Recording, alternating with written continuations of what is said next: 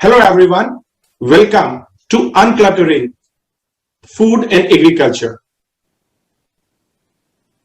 In this web series, we talk to some of the global change makers who are taking divergent paths to attain what our food and agriculture system needs today. Environment sustainability, societal equity, fairness and efficiency. I'm your host, Deepak Pareek, Managing Partner, HnyB. HnyB is a niche management consulting company which works on intersection of agriculture and technology. Working across the globe, we help both producers and tech companies find their competitive advantage. Today, we have a very special guest, Amy Wu.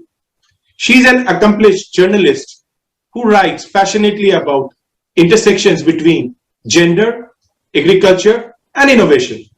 She's founder and chief content director of From Farms to Incubators, a multimedia platform that uses documentary, video, photography, and the written word to tell the story of women leaders and innovators in AgTech.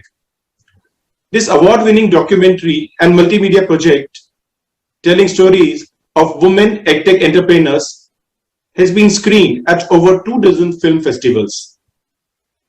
Amy has worked at Time Magazine, the Rochester Democrat and Chronicle, the USA Today Network, and has written for the New York Times, HuffPost, and Wall Street Journal. She has substantial global experience spanning 2 decades working across Asia Pacific and America. She earned her master's degree in journalism from Columbia University and bachelor's from New York University. Amy is highly regarded in her field. The Worth magazine listed her on their Groundbreakers 2020 list of 50 women changing the world. In 2020, she received the Women in Agribusiness Demeter Award of Excellence. She received an honorable mention in public service reporting from the George F. Brunner Awards, the Best Journalist Award from the Organization of Chinese Americans, and the D. Cagno Award for the Best Investigative Story on Environmental Protection, the Best Investigative Story on Human Rights from Columbia University Graduate School of Journalism, the 2017 Press News Association Award for the Best Investigative Journalism for The Freed But Forgotten, a series on Prop 47 prison reform in legislation, and also took first place at 2017 Edward R. Murrow Awards for Best Documentary. She also earned a grant from International Center for Journalists from Farms to Incubators. Amy is the author of globally acclaimed book, From Farms to Incubators, Women Innovators Revolutionizing How Our Food is Grown. Thanks, Amy, for agreeing to be part of this web series. It is a privilege to have you. We request you to talk a little bit about your journey and specifically the From Farms to Incubator project. The floor is yours, Amy. Oh, thank you, Deepak, for that excellent introduction. I'm really proud to be on your show today. It's a real honor.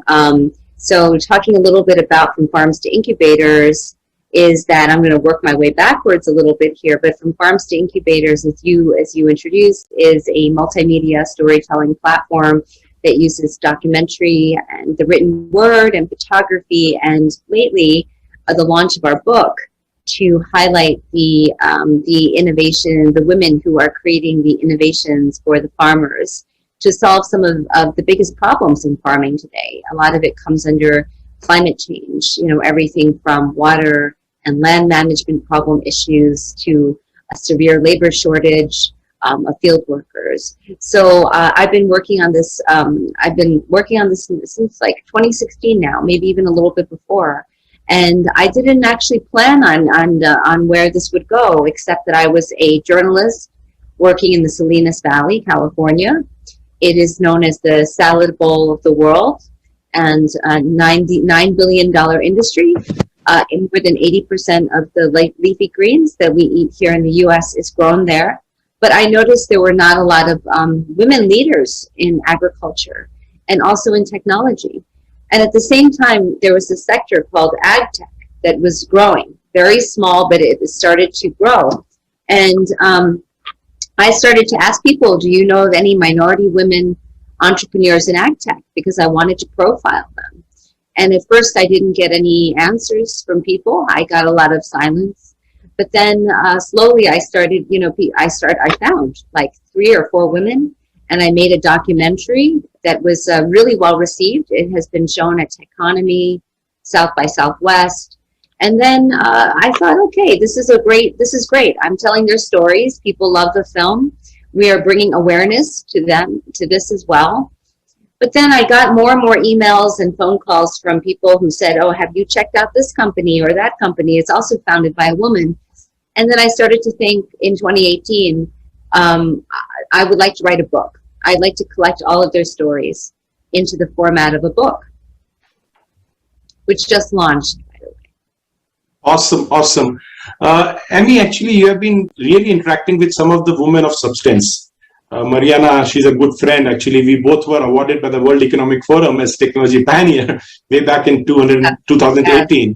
And AgroSmart, the company she is running now, actually, really creating its name when it comes to Latin America, Brazil, Argentina. Similarly, Ross, she has been doing tremendous work when it comes to working in Southeast Asia, Australia, Indonesia, right, with a company, The Yield, again, very accomplished AgTech entrepreneur. Or when we talk about Ellie, right, she's been doing something actually which is very close to my heart. My company's name is HnyB because we strongly believe that honeybee is central to the food we eat. And she's trying to use AgTech to for the bee farming. Do you find something which is connecting dot between these awesome entrepreneurs? That's something which you found that it is common across as a DNA of these entrepreneurs. I like that how you put DNA.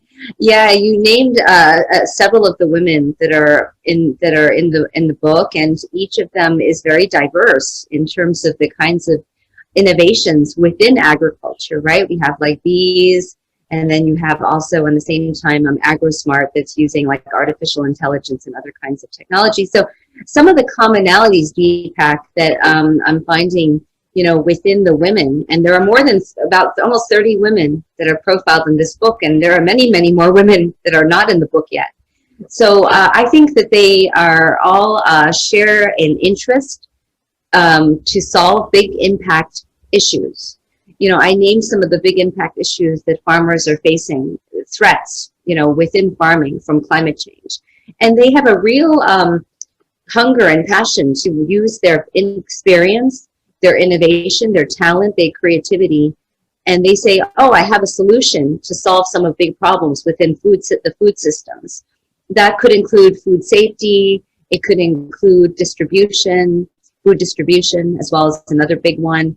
It could include how to manage pests and disease, on the farm. And I also found that a lot of them have a strong background in STEM. That's science, technology, engineering, and math. They either have majored in those areas or they themselves have come from experiences in those areas as well. And then I also find that the women here, they want to strike out on their own because they truly, a lot of them have worked at big companies before within agriculture and maybe not also in technology. And they feel they can make a greater difference actually by launching their own companies. A lot of them are like first generation in this country. They come from amazing backgrounds. They have some have PhDs, and some of them have multiple degrees, and some are the first in their family to actually have a degree as well. So I think that they are very inspiring in general. That is the commonality, that all of them are really promoting women leadership. No, that's great. In fact, some of the speakers which we will be interviewing subsequently for this series include some of awesome AgTech women entrepreneurs. Bonsai, she's she's CEO of Inari, and using genetic editing actually to make the world more food secure. from US, and then Cherry, she is actually UN ambassador for food and a pioneer in growing small terrace farms, right, in Philippines. So we are looking forward to some awesome AgTech entrepreneurs. And being women, I believe they have more passion for food. And that brings to me to my next question, that actually, like, agriculture has, unfortunately, specifically in some part of the world, Southeast Asia and Africa, has been male dominated activity, while women majority of the time are working as a non-paid labor, right? Working with their fathers, their husbands, their brothers, while the land is owned by typically the male head of the family, and all the sales proceeds come to again the male head of the family. How do you see the challenge of gender inequality in agriculture, and do you see that changing because of some of 13 great women agtechpreneurs you have interviewed? Do you see that change already happening, or do you think that's still a long way to go? I think that's happening. I see it happening. In the course of the time that I've worked on this project, I've seen that there are more women in the space in AgTech. They're either founders and leaders themselves, or they are actually at management levels in AgTech companies. Some of them are in startup companies, and others are actually working for large food businesses, companies like Taylor Farms, Fresh Express, are big companies, ag companies here in the US, and they're actively recruiting women and also women in decision-making roles. You make a really good point, Deepak, that in a lot of countries, and also even still within the US, there are not a lot of women producers when it comes to farming in general. And when it comes to technology, including venture capital firms and investment firms, there are not a lot of women still at the management and partner level and managing director level. So I'm really excited to say that you have this new window of opportunity, literally. So you have one window of agriculture, one window of technology that has traditionally been male dominated. And then a new window has emerged in the center of it called AgTech, the agri-food tech sector. And that's what's exciting about this, is that it has forged an opportunity for women who are, like I've mentioned, a lot of them have really strong experiences already in the area of STEM. They have a passion for food and farming. And like you say, a lot of women already are at the head of the household making decisions about food, right? They are the ones that are buying the food and making the decisions for the household. So they come with this already quite a lot of experience. So I think that it's a lot of opportunity in the future for younger women as well who want to get into this field. Of course, I am very optimistic.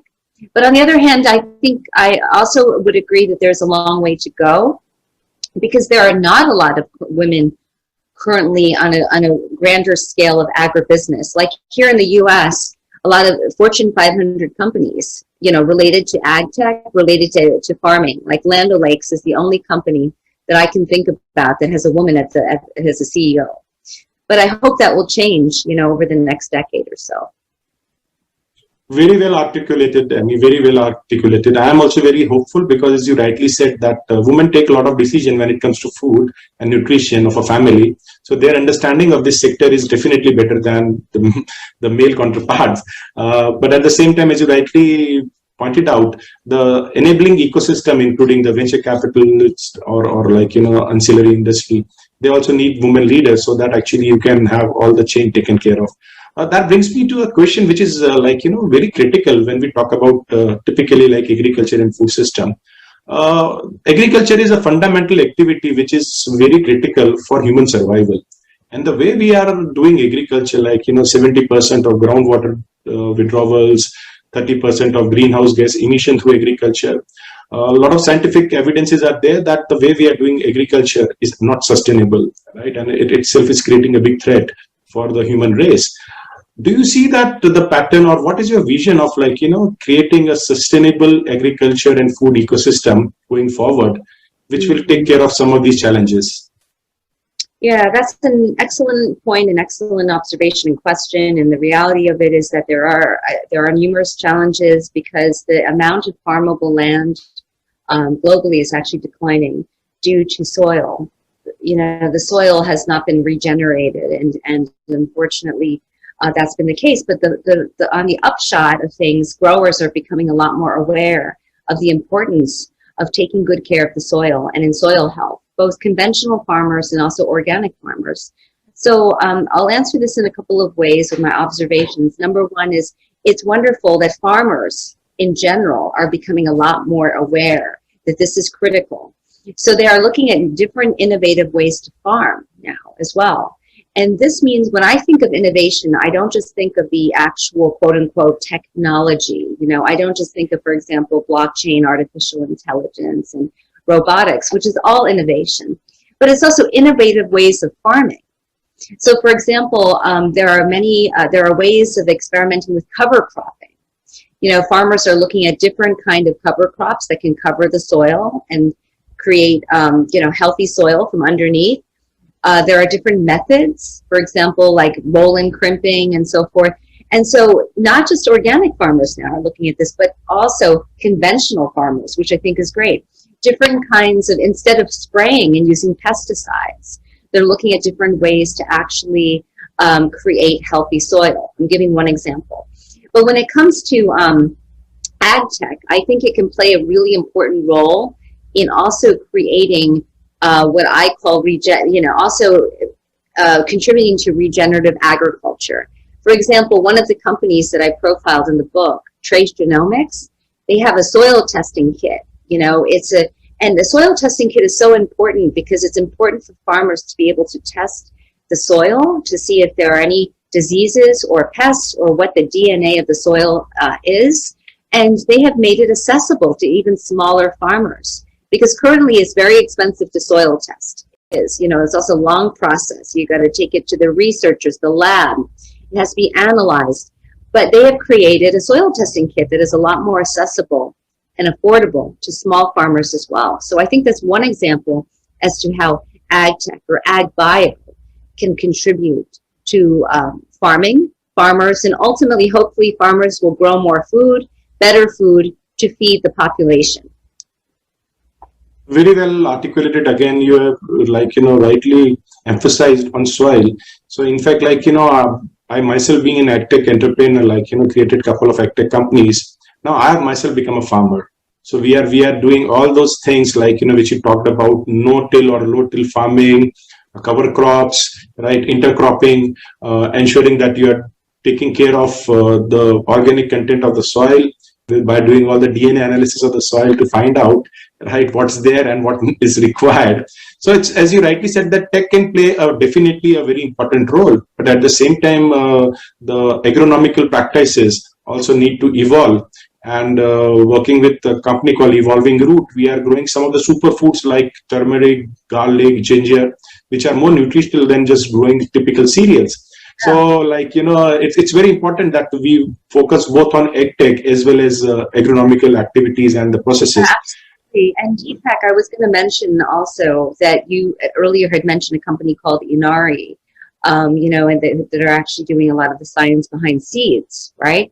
And I think that's another aspect, actually, of innovation and technology, is looking at creating seeds that actually are beneficial also to farmers. For example, the seeds I think Inari are looking into or researching or creating are seeds that might need, for example, less water.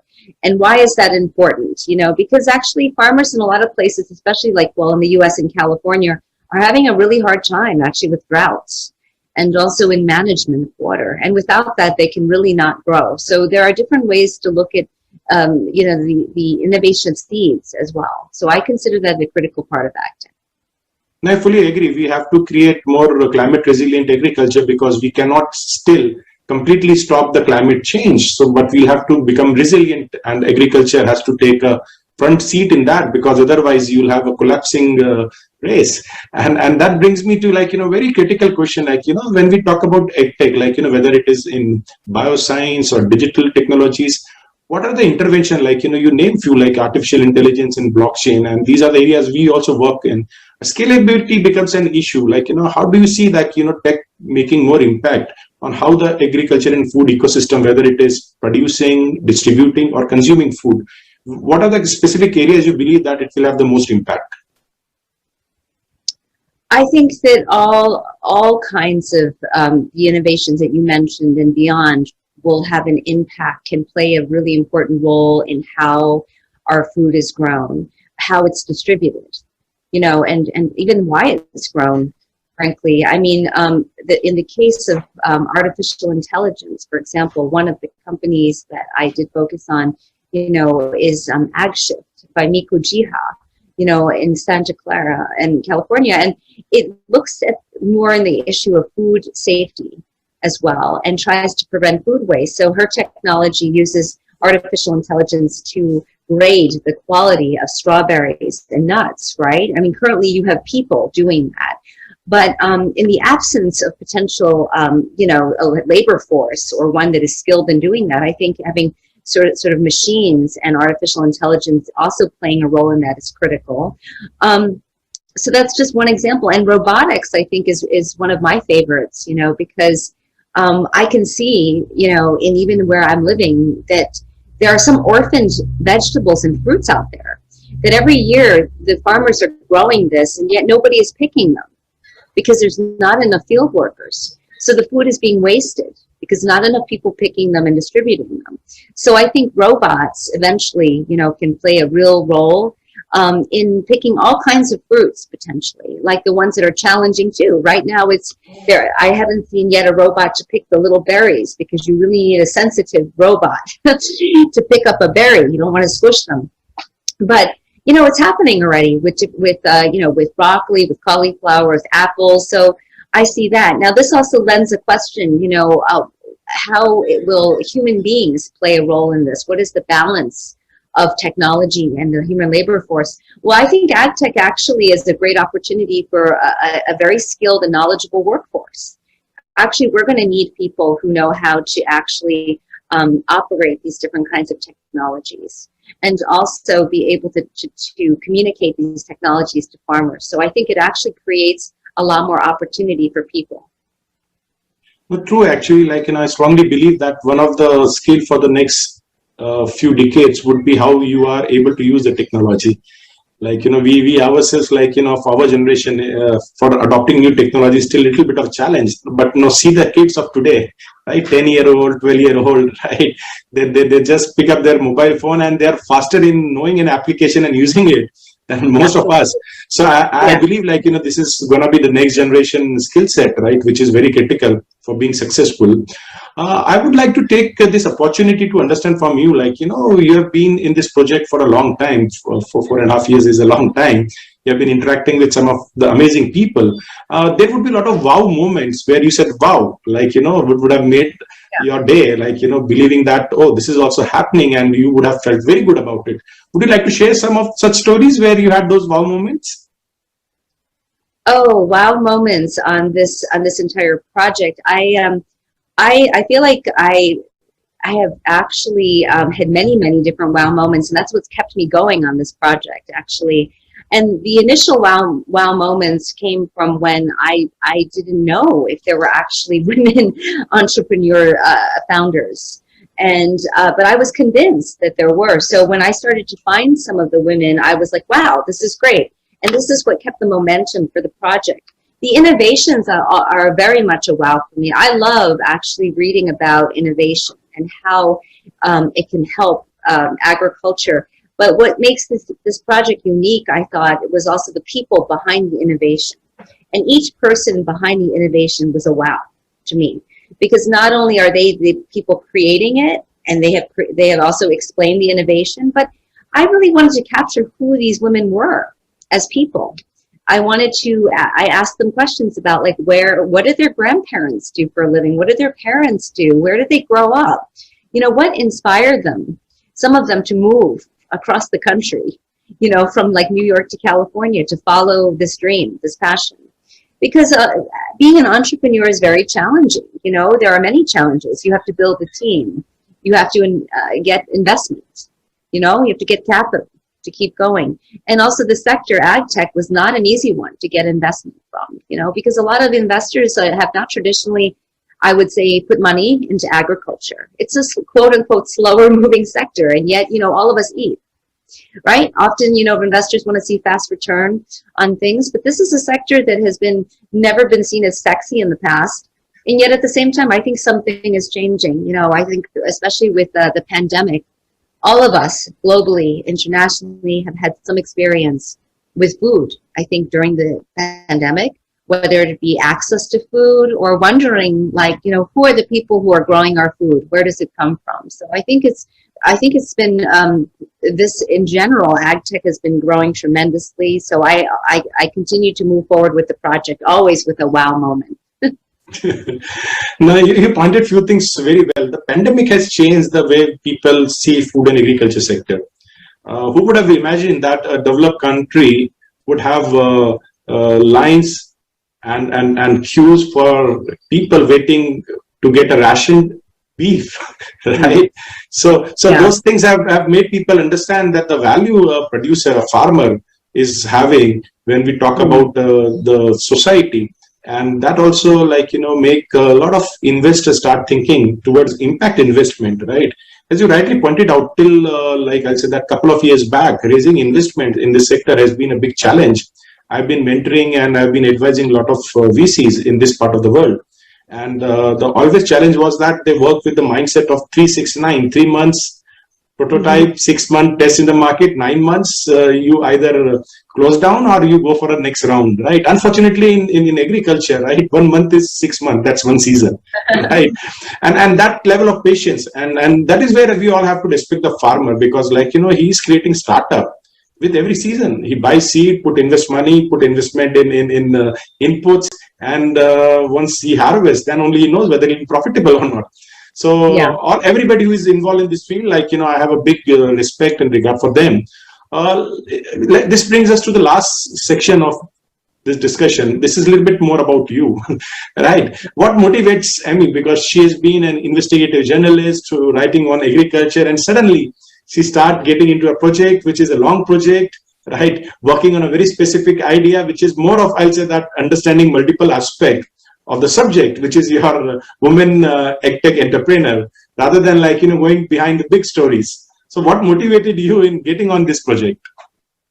Yeah, thank you, Deepak, for bringing that up. You know, I love to talk about this particular area because it's one that actually, you're right. I was a professional journalist, and I come from the background of being trained as a professional journalist and worked for many, many years as one.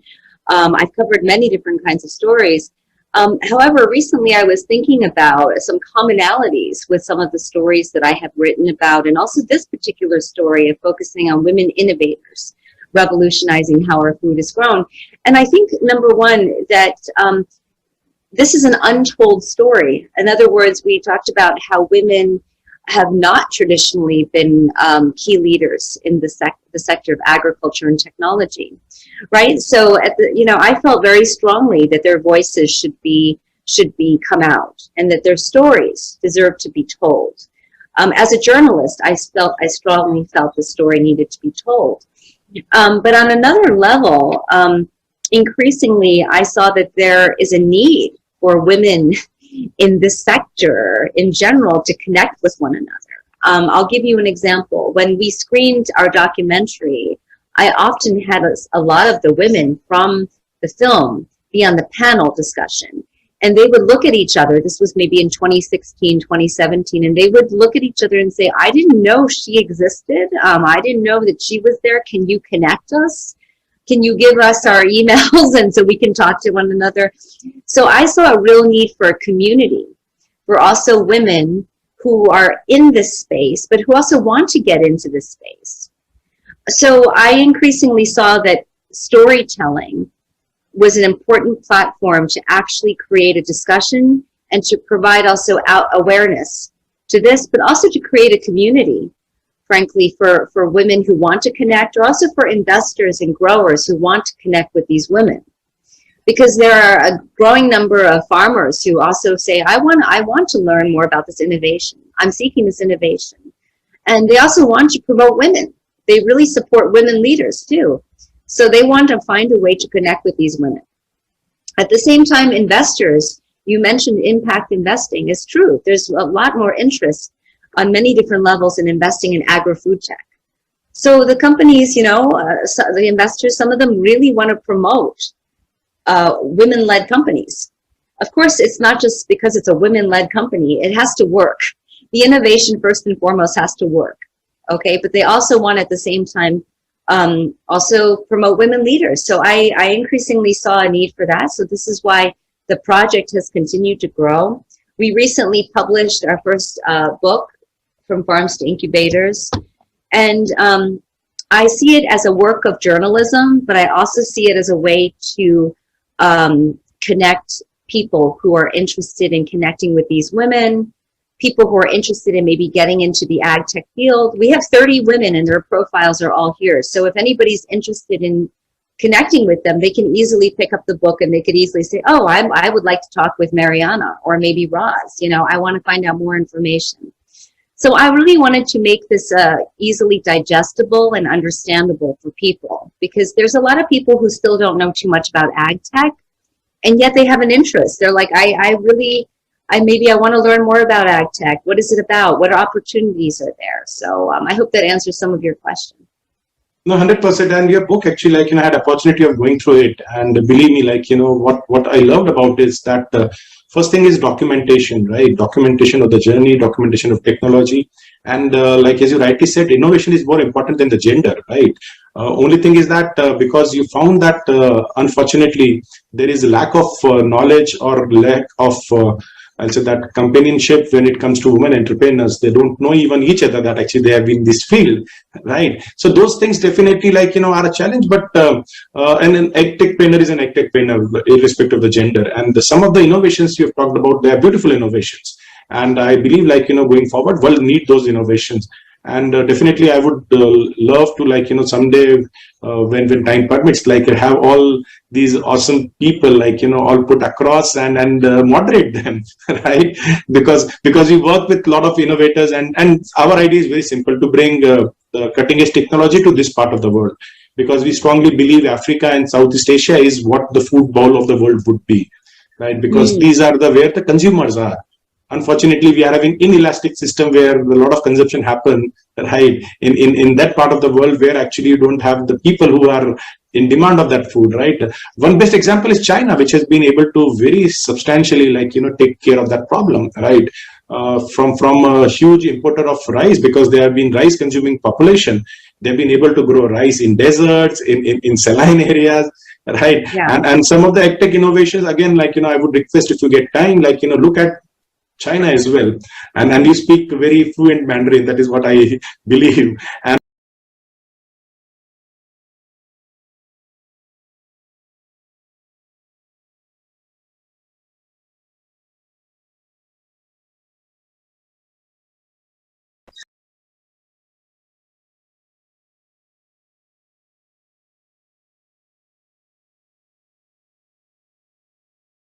I would recommend everybody who is watching us, please buy this book, and it is I'll say that not just a book, an entrepreneurship in AgTech.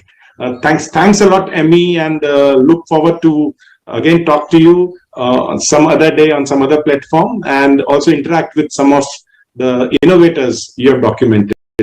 Thanks a lot for your time. Really appreciate your support. Thank you so much for having us. All right. Thank you. Stay safe, and hope we see face to face each other soon. Thank you. That would be great. Thank you so much, Deepak. Okay. Bye-bye.